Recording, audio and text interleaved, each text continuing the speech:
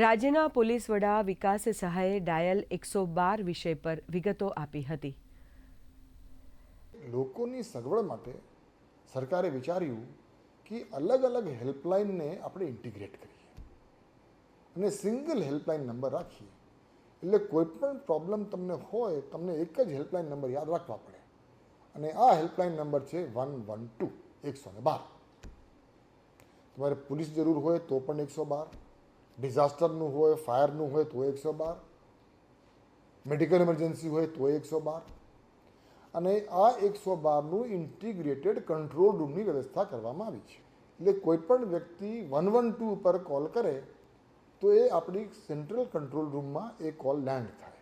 એ call land થતાની સાથે જ જે તે વિભાગ, પોલીસનો હોય તો પોલીસ, મેડિકલનો હોય તો મેડિકલ, જે તે વિભાગના જે 112 મોબાઈલ છે એમને જાણ કરવામાં આવે.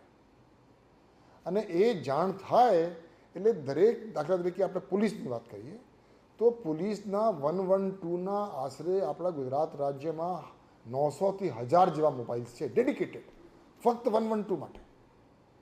એ બીજું કોઈ કામ નહીં કરે. એ ફક્ત 112ના જે એમરજન્સી રિસ્પોન્સ છે એ રિસ્પોન્સ માટે જ એમને જવાબદારી સોંપવામાં આવી છે. જે એમરજન્સીને રિસ્પોન્ડ કરવા માટે જે ટાઈમ છે, જેને રિસ્પોન્સ ટાઈમ કહીએ છીએ, એ રિસ્પોન્સ ટાઈમને ઓછા કરવા માટેમાં આપણે ખૂબ મોટી સફળતા મળી.